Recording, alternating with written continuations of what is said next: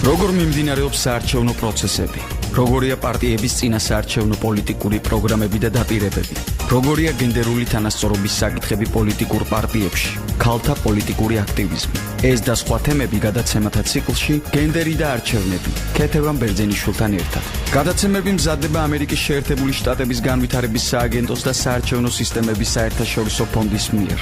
გადაცემებში გამოთქმული მოსაზრებები შესაძლოა არ გამოხატავდეს IFES-ის, USAID-ისა და ამერიკის შეერთებული შტატების მთავრობის შეხედულებებს.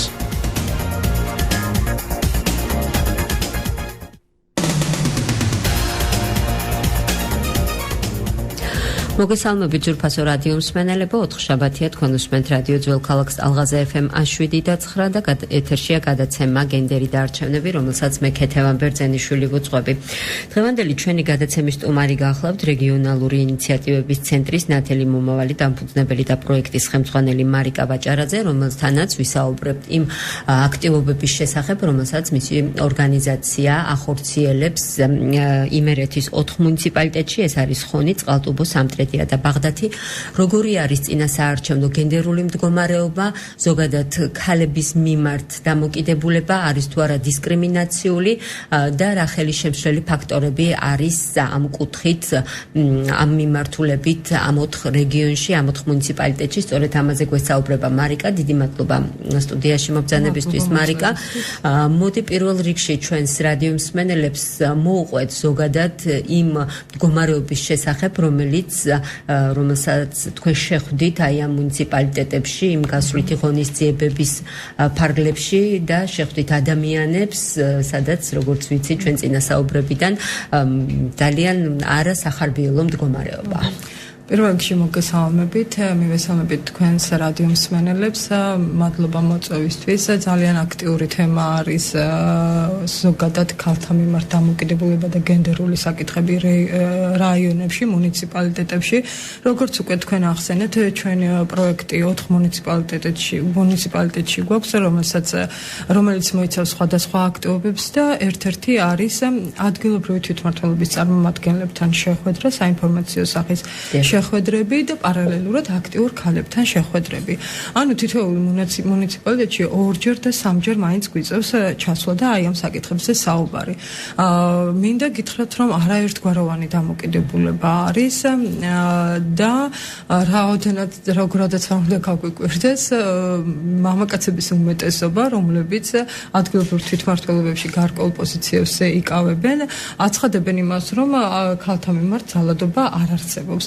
თუმცა ძალიან დისკრიმინაციული ურთიერთობა. კი, დამოკიდებულებაც არ არის დისკრიმინაციული და რომ ქალებს აქვს ფართო გზა, შეუძლიათ ნებისმიერ თანამდებობაზე გამოთქვან სურვილი და დაიკავონ და ასე ვთქვათ, არანაირი შეზღუდვები არ მოქმედებს. რა თქმა უნდა, საკანონმდებლო დონეზე ეს მართლაც ასე არის, მაგრამ ის შესაძლებლობები, რაც ადგილზე არის რაიონებში და მუნიციპალიტეტებში, სხვა სურათს გვაძლევს და ძალიან საინტერესო არის ამ მიმართულებით, ასე ვთქვათ, ის მოკლე კითხვარი, რომელიც ჩვენ აი ამ შეხვედრებზე მათ დავურიგეთ და ძალიან და რას მოიცავდა ეს კითხვარი, ხო, რა თქმა უნდა, ეს კითხვარი ძალიან მარტივი იყო. პირველ რიგში, რა თქმა უნდა, ასაკი და სქესი ჰქონდა ჩაწერილი, რომელიც და იყო ანონიმური, ყველაზე მნიშვნელოვანი ეს იყო და მინდა გითხრათ, რომ ჩვენ აი ამ შეხვედრებზე ადგილობრივ თვითმმართველობებში დაახლოებით 162 ადამიანს შეხვდით თვითონ თვითმმართველობების წარმომადგენლებს, ანუ ხელმძღვანელ პირებს გულისხმობ, მოსახლეობას არ გულისხმობ. 4 მუნიციპალიტეტში. დიახ. ანუ თითოეულში საშუალოდ რო ვიანგარიშოთ 38-40 ადამიანი, ხო? და საკმაოდ კარგი მაჩვენებელი არის. როდესაც ამ კითხვარების შევსების დროს ქალები უფრო მეტად აქტიურობდნენ, ესეც მინდა გითხრათ და ამ 162 ადამიანიდან, რომელსაც ჩვენ ეს კითხვარი გადავეცით, 118-მა შეავსო მხოლოდ. ანუ ესეც თავი შეიკავა გარკვეული მიზეზების გამო. აქვე უნდა აღვნიშნოთ, რომ ქალების ჩართულობა, ანუ მდედრობითი სქესის წარმომადგენლებმა უფრო მიიღო მონაწილეობა აი ამ კითხვაში, ვიდრე მამაკაცებმა. ფაქტორულად მათ იგნორი გააკეთეს. და კიდევ უფრო საინტერესო იყო ის, რომ ქალები უფრო ღიად საუბრობდნენ ფსიქოლოგიურ ძალადობაზე, ვიდრე მამაკაცები პროცესები და ოჯახურ ძალადობაზე. ფაქტობრივად არც ერთ მამაკაცს არ ქონდა შემოხაზული ოჯახური ძალადობის გრაფა. ანუ ფაქტობრივად ისინი ამბობდნენ, რომ მათ ოჯახებში არ ხდება ძალადობა ქალის მიმართ. ხოლო ქალები ძირთად ორ კომპონენტს ხაზავდნენ ხოლმე, ეს იყო სამსახურებრივი ძალადობა, ფსიქოლოგიური ძალადობა სამსახურში და ოჯახში ძალადობა, იქ ფიზიკურიც იყო და ფსიქოლოგიური ძალადობაც.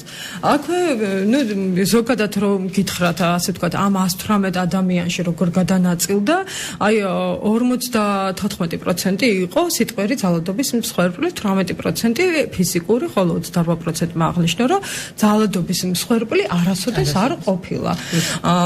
აქვე მიმართვიანობასთან დაკავშირებითაც ქონდა კითხარი მოიცავდა სწორედ ამას, რომ აი როდესაც შესწრები ხარ ვთქვათ ძალადობას, რომელ ორგანოს მიმართებ ვთქვათ ძალადობის აღმოსაფრთხებლად, ხო? ფაქტობრივად რეაგირება იყო ნული, არავისთვის არც ერთი ორგანო. შესაბამისი უწყებებისთვის არ ქონდათ არჩევნების საქმეთა სამინისტრო, სახალხო დამცველი არც არავისთვის, ასე ვთქვათ, ეს ძირითადად რეაქცია ძალადობაზე იყო, ასე ვთქვათ, იგივე ძალადობით პასუხი, ან იგნორი.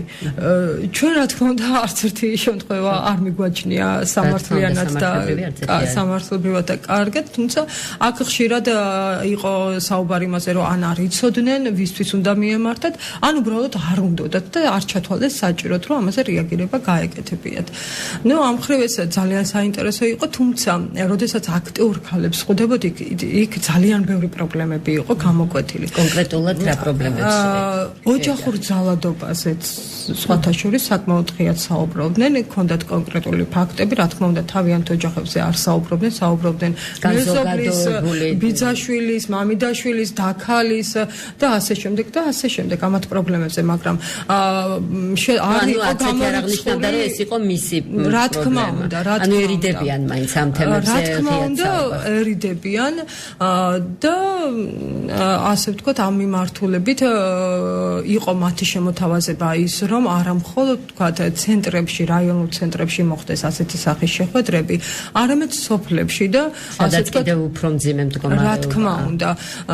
და ასე ვთქვათ, ისინი საუბრობდნენ ადრეულ ასაკზე, როდესაც ქალებში, ანუ გოგონებში სურდათ, რომ რაც შეიძლება და მეტი განათლება თავიანთ უფლებებზე მიეცათ და ეს იყო დაახლოებით 15-დან 20 წლამდე გოგონებს მოიაზრებდნენ ამ შემთხვევაში, რომ აი ამას ისე გოგონებმა არ იციან, რა შესაძლებლობები აქვთ, რა უნარები აქვთ, როგორ შეუძლიათ თავის რეალიზება შემდგომ ეტაპზე და რაღაცა ძირითადად აქ ადრეულ ქორწინებას აკეთებდნენ აქცენტს. ამიტომ თვლიდნენ ისინი, რომ სოფლად ცხოვრები გოგონები გაცილებით ადრე ქორწინდებიან, ან ახორწინებენ, კიდრე ხო. კი, ეს ასე ვთქვათ, ოჯახური მდგომარეობიდან გამომდინარე, ზოგი იყო მაგალითად ესეთი მაგალითიც, რომ ერთმა ქალბატონმა გითხრა, რომ აი ჩემი მეზობლის გოგო გაათხოვეს მხოლოდ იმიტომ, რომ ბიჭმა, რომელმაც ის ითხოვა, იყო უფრო მეტად შეძლებული ოჯახის და ოჯახის ეკონომიკური და სოციალური მდგომარეობა, ასე ვთქვათ, გარკვეულწილად ძალიან სამწუხაროა, იქნებ იმ გოგონებსაც მიეცეთ საშუალება, რომ თვითონ ისწავლონ, დადგნენ ფეხზე და თავიანთი სოციალური და ეკონომიკური მდგომარეობა გაუმჯობესონ სამოუოდ და გააკეთონ მერე არჩევანი იმაზე, ვიზეც უნდათ. კი, და აქ ძალიან საინტერესო იყო კიდევ ერთი მიმართულება, რომელიც ვთქვათ, აი ამ აქტიური ქალებიდან წამოვიდა, რომ თუნდაც მიუხედავად იმისა, რომ ჩვენ ახლა ამ ფაქტებს ვერ გავექცევით, რომ ადრეულ ასაკში ხდება ქორწინება, შემდეგ ეს ქორწინება ზოგჯერ ამართლებს, ზოგჯერ არ ამართლებს, ხო? აი ასეთ ქალბატონებს, ასეთ გოგონებს მარიკა, თუ შეგხვედრიათ ისეთი ფაქტი, სადაც ვთქვათ, ქორწინება ძალადობრივი ნიშნით ყოფილა, აი მოტაცება, გოგოს წინააღმდეგ, ანუ ოჯახმა გაართხოვა გოგონის ეზევარი. აი, ეხლა რაც თქვი მაგალითი, მე ვფიქრობ, რომ ეს ძალადობრივია, აქ ხო სიყვარული არ იყო. რეალურად არ იყო. აქ საუბარი იყო 18 წლის გოგონაზე, მე რა რომ არის თქვათ სრულწლოვანი, ეს იმას არ ნიშნავს, რომ თქვათ ოჯახის წევრებმა უნდა მიიღონ გადაწყვეტა. აქ ფაქტობრივად არის იმაზეც საუბარი, რომ ის რომ არასრულწლოვანის ქორწინება კანონის დასჯადი არის და ესეც რაღაცა სამართლებრივ ნორმებში ჯდება, ამაზეც არ აქვს ინფორმაცია, მიუხედავად იმისა, რომ ძალიან ბევრი ინფორმაცია გადის ამ მიმართულებით, მაგრამ მერწმუნეთ სოფლებში ძალიან უჭირთ ამ სახის ჩვენს ინფორმაციის მიწოდება და გაგება და გააზრება მშობლებს განსაკუთრებით. ამიტომ ურჩევნიათ, რომ ადრეულ ასაკში გაათხოვონ, ასე ვთქვათ, პატრონს ჩააბარონ თავიანთი შვილები და თვითონაც ასე ვთქვათ, მშვიდად იყვნენ. და აი საუბრობთ და რიგ შემთხვევაში ასე ვთქვათ, მეც გამიგონია მაგალითად მოგვაკლდა სარჩენი. და ძალიან გულსაცოცხლოა, რა თქმა უნდა და აი ზუსტად აი ამ თემაზე მინდოდა რომ მეთქვა, რომ ძალიან კარგი ინიციატივა წამოვიდა, რომ აი ასეთი გოგონებისთვის, რომლებიც ადრეულ ასაკში შექმნეს ოჯახი და თქვა დღეს ოჯახური საქმიანობით არიან და დიასახლისებები არიან, ხო? დღეს აი ამ გოგონებს თქვა რაღაცა პროფესია რომ შეთავაზოს თუნდაც სახელმწიფომ, რომ აი მარტოხელა დედებს რაღაცა განვითარებისთვის. ან თუნდაც ადრეულ ასაკში რომ შექმნა გოგონამ ოჯახი და ვერ მოასწრო და ვერ შეძლო განათლება მიიღო იმ დონის როგორაც ბევრ გოგონას ძალიან კარგი შესაძლებლობა აქვს რომ განათლება მიიღოს, უნარი აქვს, მაგრამ არ აქვს ასე ვთქვათ ოჯახური მდგომარეობა იმისი რომ წავიდეს, ისწავლოს და რაღაცა ანუ ადგილებზე რომ მოხდეს რაიმე ცენტრების ჩამოყალიბება, სადაც ისინი რაღაცა ტიპის განათლებას, პროფესიულ განათლებას ესწავლიან. ან თუნდაც რაღაცა სოციალური ტიპის საწარმოო შესთავაზონ ასეთ გოგონებს. ძალიან კარგი იდეები იყო სხვათა შორის ამ შეხვედრებზე, იმ შეხვედრებს უგულისხმობ, მხოლოდ სადაც იმ მუნიციპალიტეტის აქტიური ქალები ესწრებოდნენ და არ იყო ასე ვთქვათ ნარევი. იმიტომ რომ ასეთ შემთხვევებში ქალები უფრო ღიად საუბრობდნენ, უფრო მეტი ინიციატივა მოდიოდა და უფრო მეტი პრობლემა იყო წამოჭრილი. და აი ვფიქრობ, რომ ეს მართლაც საყურადღებო არის და საკმაოდ ყურადღება გასამახვილებელი. მართლა ძალიან საყურადღებოა და ძალიან ნიშანდობლივია და ძალიან მნიშვნელოვანია თუ კი ასეთი პროექტები განხორციელდება, ადგილზე მიეცემათ ნამდვილად რეალიზებისა და თვითგანვითარების საშუალება. რაც შეეხება მე მინდა კიდევ შენ ერთ პროექტზე გესაუბრო, რომელიც შენმა ორგანიზაციამ განახორციელა, ეს იყო მედიასთან დაკავშირებული ღონისძიებები, აქტივობები, სადაც შენ ახალგაზრდა ჟურნალისტები, ესე ვთქვათ, გარკვეულწილად დაატრენინგეს სხვადასხვა მიმართულებით და რა თქმა უნდა, ძირითადი აქცენტი იყო გენდერზე. გადატანილი, იქნება აი ამის შესახებაც მოგვიყვება. ძალიან საინტერესო იყო ამ მიმართულებით ეს პროექტი, იმიტომ რომ ჩვენ დასავლეთ საქართველოს 15 მედიას საშუალების 15 ჟურნალისტი დავატრენინგეთ და მივაწოდეთ ინფორმაცია თუ რა პრობლემები არსებობს დღეს ამ მიმართულებით. იქ იყო სოციალური ფაქტორი, ეკონომიკური ფაქტორი და ასევე განათლებაზეც ჰქონდა ძალიან დიდი აქცენტი დასმული. შემდეგ აი ეს ჟურნალისტები დაბრუნდნენ თავიანთ რეგიონებში და ასე ვთქვათ, კარგად გააზრებულად მოამზადეს ტელერადიო და სიუჟეტები და საგაზეთო სტატიები აი ამ პრობლემებზე და მინდა გითხრათ, რომ ძალიან საინტერესო მასალები მომზადდა 2 თვის მანძილზე. 28 მედია პროდუქტი შეიქმნა და ასე ვთქვათ, ყველა იყო განსხვავებული, იმდენად განსხვავებული, რომ მართლაც გააგვიჭირდა, რომ პირველი, მეორე, მესამე ადგილი. ეს იყო მე კონკურსი, რომელიც შემდეგ უკვე კონკურსი ჰქონდა გამოცხადებული საუკეთესო მედია საგაზეთო სტატია, საუკეთესო რადიო, ტელესიუჟეტისთვის, მაგრამ აი ამ 3 მედია პროდუქტის შერჩევა ძალიან გაგვიჭირდა, იმდენად კარგი მასალები იყო, აქტიური მასალები იყო, დაბალანსებული მასალები იყო. ანუ ამან კიდევ აჩვენა ის, რომ რეგიონებში ეს პრობლემა გაცილებით მწვავედ დგას და რეალურად არის ეს საკითხი მოსაგვარებელი და ამაზე ადგილობრივმა მუნიციპალიტეტებმა უნდა იზრუნონ და იფიქრონ.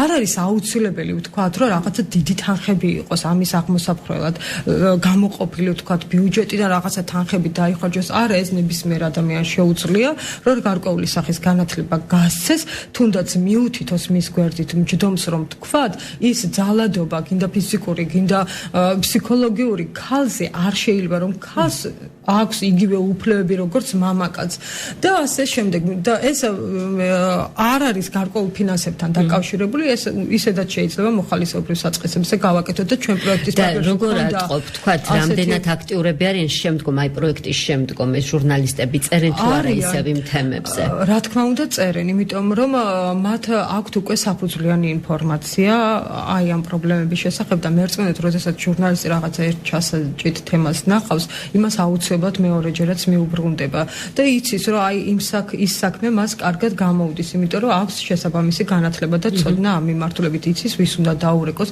კომენტარისთვის, იცის ვის უნდა მიმართოს და როგორ უნდა გააშუქოს და ასე შემდეგ და ასე შემდეგ. მე იმას არ ვამბობ რომ არაპროფესიონალები არიან თქვა სხვები ვინც ჩვენთან ერთად არ გადამსად და არა ასე არ საუბრობ. უბრალოდ კარგი იყო, როდესაც რაღაცა პროფილირებული განათლება მივეცით და პროფილირებული ტრენინგი ჩატარდა ამ მიმართულებით და მე ვიცი რომ ასეთი სახის ტრენინგებს სხვა ორგანიზაციებიც ატარებენ და ძალიან კარგია ეს. შენ ჩვენ როდესაც ვთანხმდებოდით შენს მოწვევაზე გადაცემაში, მაშინ მითხარი ერთი ძალიან ნიშანდობლივი ამბავი ის რომ ადგილობრივ მუნიციპალიტეტებში შეზღუდულია მედია ორგანიზაციები, არსებობს მხოლოდ ესეთი გაზეთები, რომელიც არის მუნიციპალური და ისინი ნაკლებ ყურადღებას უთმობენ ძალადობასთან დაკავშირებულ, ქალთან დაკავშირებულ საკითხებს. კი, ეხლა ოთხივე მუნიციპალიტეტს, სადაც ჩვენ პროექტი გვაქვს, ოთხივე მუნიციპალიტეტს აქვს თავისი მედია გამოცემა. მაგრამ ეს გაზეთები გამოდის ზოგი ორ კვირაში ერთხელ, ზოგი თვეში ერთხელ და რა თქმა უნდა ამ საკითხებით არ ინტერესდებიან. ისინი ძირითადად ეს მედია გამოცემები აშუქებენ თქვათ გამგებელმა საკრებულოს თავში, მაგრამ ეს გახსნა, ის გააკეთა. სოციალური რა თქმა უნდა და ზოგადად მათ პიარზე არის რა თქმა უნდა დამყარებული და ასე ვთქვათ ესეთი პრობლემები საკითხები არ არის შესაძლებელი რომ ვთქვათ იგივე ხა ინტერნეტი ესე ვთქვათ მზარდი პროდუქტი არის ხო ჩვენს ქართულ ბაზარზე მოთხოვნადიც არის ვთქვათ რომ შეიქმნას ინტერნეტ პორტალები ამის შესაძლებლობები თუ არსებობს ადგილზე ამ მუნიციპალიტეტებში ან თუ არის მსგავსი რამე სადაც ვთქვათ განსხვავებული ალტერნატიული მოსაზრებები იქნება გაშხერებული თუ ეს მუნიციპალიტეტის დაფინანსებით იქნება და ადგილობრივი ბიუჯეტის დაფინანსებით არ მგონია რომ რაღაცა განსხვავებული აზრი ეს უბრალოდ მე არ ვამბობ რომ ვთქვათ რაღაცა ცენზურა იყოს უბრალოდ ინტერესი არ იქნება, იმიტომ რომ სასახის ინტერესია. როდესაც ჟურნალისტური საქმიანობა ესეთია, რომ როცა გინდა მოსახლეობას მიაწოდო რაღაცა ტიპის ინფორმაცია, თუნდაც ის რაც შენ თქვი, ეხა წეღან ხო, ძალიან ცოტა ინფორმაცია აქვს სოფლებში მცხოვრებ ადამიანებს იმ უფლებების შესახებ, არ აქვთ განათლება გარკვეულ საკითხებთან დაკავშირებით. ანუ მზაობა მოსახლეობისა მიიღოს ეს ინფორმაციები არის დიდი, მაგრამ შესაძლებლობები რესურსები არის მცირე, ხო? მაგრამ იცით რა არის, ძირითადად ეხლა ჩვენ გქონდა ესეთი სახის პრობლემები, რომ აი ღია კომუნიკაცია, ასე უშუალო კომუნიკაციის პრობლემები არსებობს. ამიტომ ეს ადამიანები ძირითადად მოკლებული არიან, ასე ვთქვათ, ადამიანების თვითონ ადგილზე ჩასვლას, პირადად გასაუბრებას, იმიტომ რომ ძალიან ბევრი პრობლემები აქვს და ნებისმიერ უცხო პირთან სურთ რომ გაიხსნან და რაღაცა საკითხებზე ისაუბრონ. კარგია ეს მედია პორტალი, მე არ ვამბობ რომ ცუდია, პირიქით, უფრო მეტი ადამიანი ნახავს და ეხლა ინტერნეტის ხელმისაწვდომობა ყველას აქვს, მით უმეტეს იმას აკის ადამიანებს და გოგონებს, რომელსაც ჩვენ საუბრობდით და აი 15-დან 20 წლამდე როდესაც საუბრობდი მარტოხელა დედებზე, აი არის ამისი საშუალება, რომ თქვათ ისინი გაეცნონ აი ამ ინფორმაციებს, მაგრამ მე ვფიქრობ, რომ ამის პარალელურად მაინც აუცილებელი არის, რომ უშუალოდ მოხდეს არასამთავრობო სექტორი იქნება თუ კონკრეტულად რომელიმე ორგანიზაცია იქნება, სახელმწიფო სტრუქტურა იქნება, ჩასვლა და ამ საკითხებთან დაკავშირებით უფრო მეტი ინფორმაციის გაცემა. თუნდაც საინფორმაციო მასალების დარიგება, ჩვენ საინფორმაციო ბუკლეტებიც მოვამზადეთ და მინდა გითხრათ, რომ საკმაოდ დიდი რაოდენობა, აი ვაჩერებდით მანქანას და ვარიგებდით თითოეულ სოფელში გზაზე, რომელიც შეხვდებოდა. აი εν რაოდენობით მიქონათ, აი იმას მიცემ, ამას მიცემ, იმიტომ რომ მერწმუნეთ, აი ასეთი ბეჭდური მასალაც მათთვის პრობლემა არის. არის ისეთი სოფლები, რომლებიც ქალაქის ცენტრიდან რამდენიმე ათეული კილომეტრით არის დაცილებული და მხოლოდ ასე ვთქვათ, ეგრეთ წოდებული, როდესაც აგრარული ბაზრობის ტერიტორია ეს დღეები არის, აი იმ დღეებში მოძრაობს მარტო საზოგადოებრივი ტრანსპორტი. ანუ გულისხმობ იმას, რომ რა თქმა უნდა, გულისხმობ იმას, რომ კვირიდან კვირამდე შეიძლება მხოლოდ დილით ერთხელ ავიდეს იმ სოფელში ტრანსპორტი და საღამოს ჩამოვიდეს. ასეთ ადამიანებს ასეთი სახის ბეჭდური მასალის მიწოდება ძალიან ესაჭიროება, როგორც წყალი ისე უნდათ რა და როგორც ჰაერი და ასე რომ ვფიქრობ, რომ ყველანაირი რესურსი უნდა იქნეს გამოყენებული, რომ საზოგადოება იყოს სწორად ინფორმირებული, რომ საკითხის და პრობლემის განსაზღვრა შეძლოს ადამიანმა ისე როგორც რეალურად არის და არა ისე როგორც თქვათ კონკრეტულად ერთ ადამიანს ან რამდენიმე ადამიანის ჯგუფს უნდა რომ მიაწოდოს. ეხლა რომ დაუბრუნდეთ ჩვენ ძირითად თემას, რაც არჩევნებთან არის დაკავშირებული. ეხლა წინა საარჩევნო პერიოდში უკვე პრაქტიკულად 9 დღე რჩება არჩევნებამდე და ყველა პოლიტიკური სუბიექტი შესაბამისად ცდილობს რომ უფრო და უფრო აქტიური იყოს აი ამ რეგიონებში, ამ მუნიციპალიტეტებში, რომელშიც შენ გარკვეულ აქტივობებს და პროექტს ახორციელებ, როგორი არის მდგომარეობა მაჟორიტარი კანდიდატების კუთხით და როგორი არის ზოგადი მდგომარეობა ქალთა და გადაწყვეტილების მიმღებ თანამდებობაზე ყოფნის კუთხით. და ისევ კიდე ამომრჩეველიც როგორი არის მათი განწყობა. აი როგორ გითხრათ ეხლა რო ვთქვა უფრო მეტად რა თქმა უნდა მაჟორიტარები არის მამაკაცები. ერთი შეხედვითაც ჩანს რომ ესე არის. ეხლა მე კონკრეტულად ხონის მაგალითს გეტყვით რომ ხონის და ვანის გაერთიანებულ მაჟორიტარულ ოლქში არის 5 მაჟორიტარი კანდიდატი. ანუ ეს არის თავისუფალი დემოკრატების, ნაციონალური მოძრაობის, ქართული ოცნების, ლეიბორისტული პარტიის და ბურჭულაძის სახელმწიფო ხალხისთვის. აქედან ამ 5-დან მხოლოდ ლეიბორისტებს აყავს ქალი წარმოდგენილი მაჟორიტარ კანდიდატად და საკმაოდ აქტიური ქალი არის, პედაგოგი არის ეს ქალბატონი განათლებით ერთ-ერთ სკოლაში მუშაობს და აქტიურად აწარმოებს ორივე მუნიციპალიტეტში თავის საარჩევნო კამპანიას, თუმცა სხვა რეგიონებში ეს ნაკლებად არის სხვა მუნიციპალიტეტებში. ეხლა რო ვთქვა რომ რაღაცა პრიორიტეტით სარგებლობს რომ ქალია, ასე ნამდვილად არ არის. ისიც ასე ვთქვა ჩვეულებრივად, ასე ვთქვა. მაგრამ ხარ შეინიშნება ხელშეშლები, ვთქვათ რამე დისკრიმინაციული დამოკიდებულება მის მიმართ, ან ვთქვათ პლაკატებთან დაკავშირებით, ან მაგალითად დღეს ქუთაისში ერთ-ერთმა კანდიდატმა, ქალმა მაჟორიტარობის კანდიდატმა გააკეთა ბრიფინგი და მან აღნიშნა რომ მის მიმართ აშკარად შეინიშნება დისკრიმინაციული დამოკიდებულება და ზოგადად ქალი კანდიდატების მიმართ, იმიტომ რომ მაგალითად მოიყვანა მაგალითი რომ მის სამაჟორიტარო ოლქში გააკრამან პლაკატები, შემდეგ ამ პლაკატებზე გადაუკრეს ისევ, ან მაგალითად როცა რაღაცა გადაწყვეტილების საკითხი დგება მასკერა მის მეუღლეს ურეკავენ და ასე შემდეგ და ასე შემდეგ. ან ნებისმიერი ფაქტი, რომელიც ანუ რაღაცნაირად ჭრდილს ან იგნორს უწევს ქალის საქმიანობას, აღექმება უკვე დისკრიმინაციულად. ასეთი ფაქტი ნამდვილად არ ყოფილა და არ უთქვამს. მე მაქვს ქალბატონ მაიასთან ლეიბორისტების კანდიდატთან საკმაოდ აქტიური შეხება და ვიცნობ პირადად საკმაოდ კარგად და ნამდვილად არ ყოფილა, მაგრამ აი ამასთან დაკავშირებით ერთ კარგ გადაწყვეტილებას ვიტყვი ხოლმე საკრებულოსთან მიმართებაში, თუ ეს ვთქვათ რაიმე ისე რეკლამად და პიარად ჩამომერთვება, რომ საკრებულომ აქ მიიღო ძალიან კარგი გადაწყვეტილება, რომ ფაქტობრივად განსაზღვრა რაოდენობა და ზომა საარჩევნო პლაკატების, რომ თითოეულ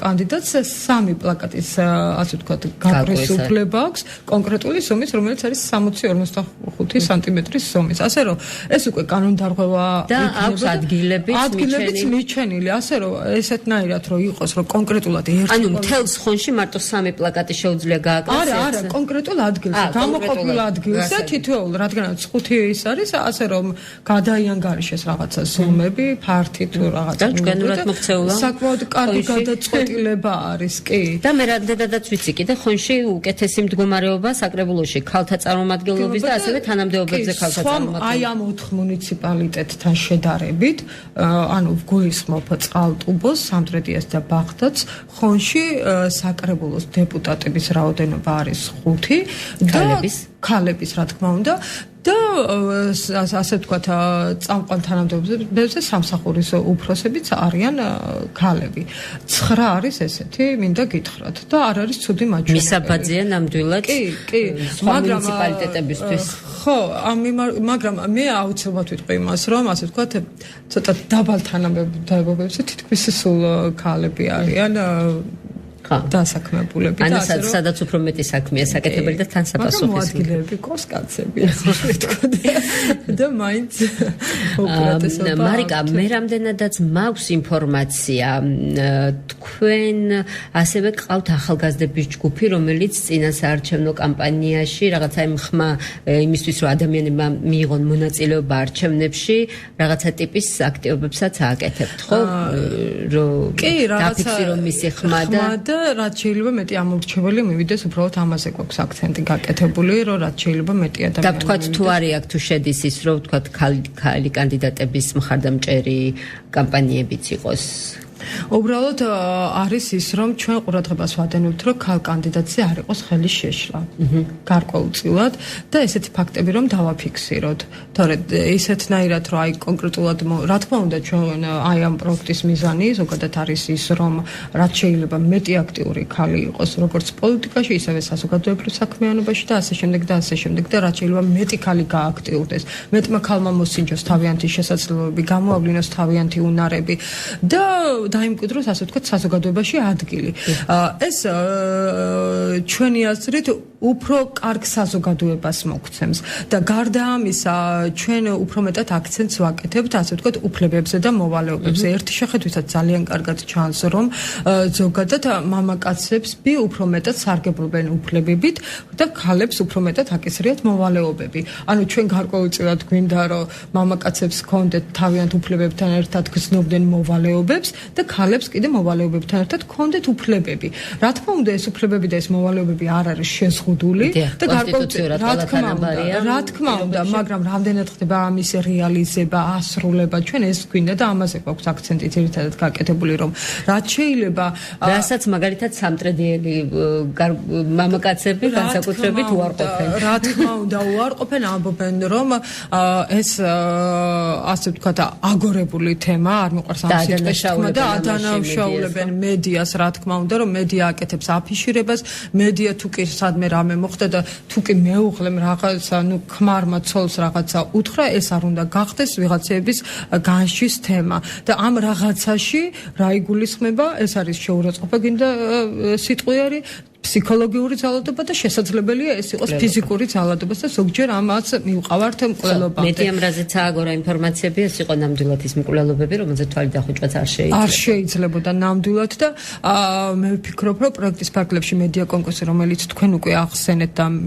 ჟურნალისტების ჩართულობა, ეს იყო ძალიან კარგი, იმიტომ რომ ზუსტად მედიამ დასვა სწორი აქცენტები, საიდან მოდის ეს ძალადობა, რა არის ამისი სათავე და რა არის სოციალურ-ეკონომიკური მდგომარეობა, მძიმე სოციალური ფონი, ამიტომ და განათლება.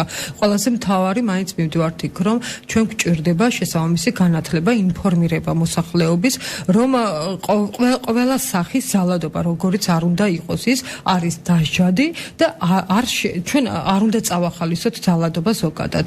ამაზე გქონდა ჩვენ ძირითადი აქცენტი და აი მე ვფიქრობ, რომ პირიქით მედია უფრო მეტად უნდა იყოს სენსიტიური ასეთი საკითხების მიმართ, უფრო მეტი ინფორმაცია უნდა გავრცელდეს, უფრო მეტი სიუჟეტები უნდა მომზადდეს, საგაზეთო სტატიები უნდა დაიბეჭდოს, მეტმა საზოგადოების დიდმა ნაწილმა უნდა გაიგოს ამ პრობლემების შესახებ და ასე ვთქვათ, უფრო ღიად უნდა მოხდეს ამ საკითხებზე საუბარი და აუცილებლად მე ისევ მინდა მარტოხელა დედებზე გავაკეთო აქცენტი, იმიტომ რომ აი მე ვფიქრობ, რომ ეს ადამიანები არიან სწორედ ის ადამიანები, რომლებსაც ყველაზე მეტად ჭირდება გვერდით დგომა, რომლებსაც ჭირდებათ გააქტიურება, უფრო მეტად ჩართულობა, მხარდაჭერა, როგორც სახელმწიფოს მხრიდან, ასევე თითოეული ჩვენგანის მხრიდან.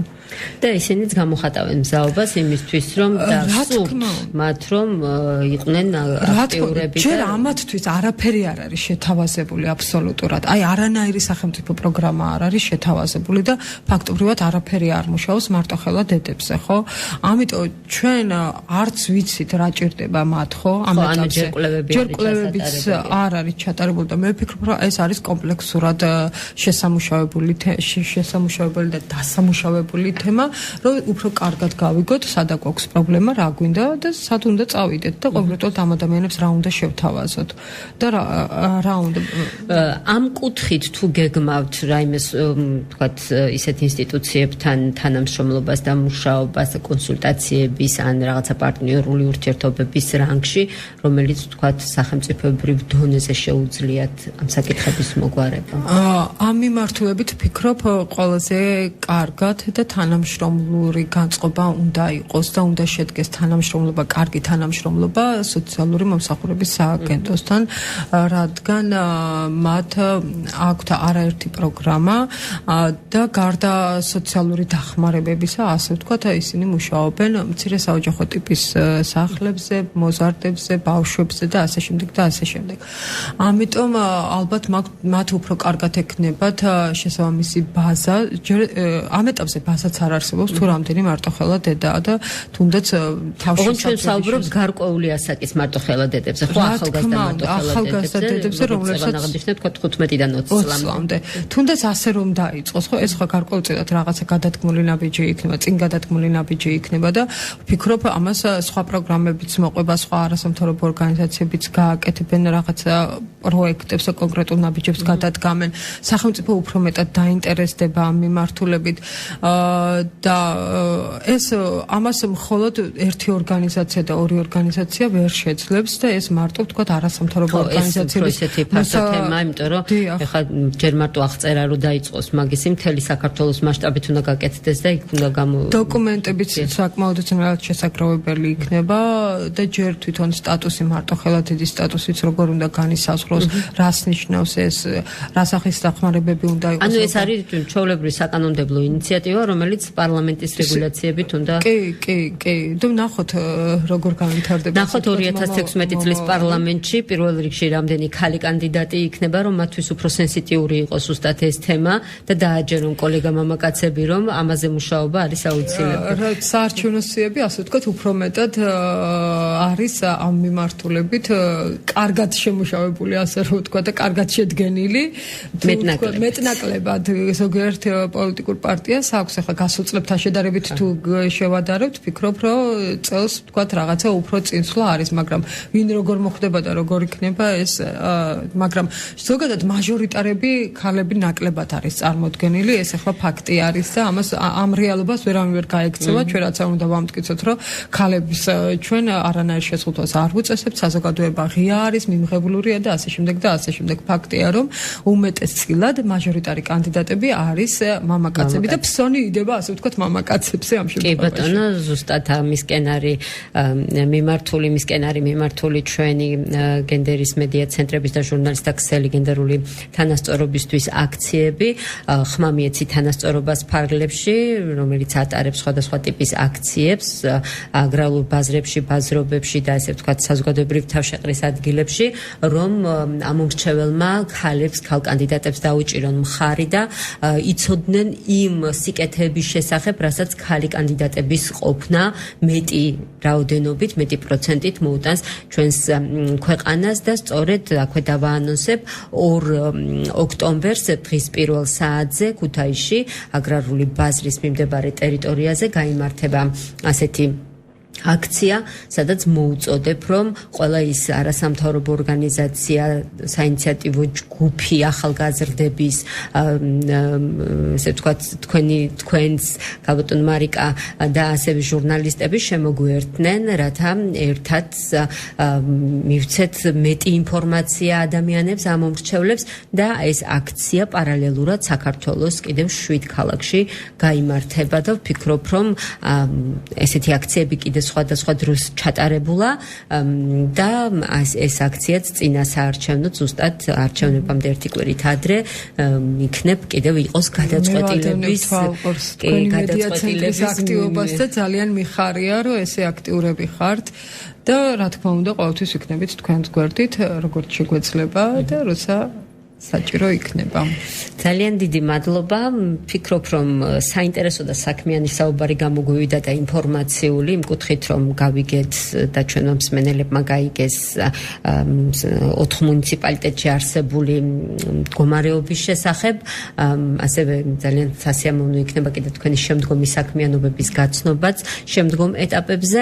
მე რადიო მსმენელებს შევახსენებ, რომ თქვენ უსმენთ გადაცემას გენდერი და არჩევნები, რომელსაც მე ქეთევან ბერძენიშვილი უძღვები, ჩვენი გადაცემის სტუმარი მარიკა ვაჭარაძე გახდათ. მე ერთი კვირით გემშვიდობებით მომავალ შეხვედრამდე. როგორ მიმდინარეობს საარჩევნო პროცესები? როგორია პარტიების წინასაარჩევნო პოლიტიკური პროგრამები და დაპირებები? როგორია გენდერული თანასწორობის საკითხები პოლიტიკურ პარტიებში? ქალთა პოლიტიკური აქტივიზმი. ეს და სხვა თემები გადაცემათა ციკლში გენდერი და არჩევნები. ყოველ ოთხშაბათს 18 საათზე რადიო ძველი ქალაქის ეთერში FM 107.9-ზე.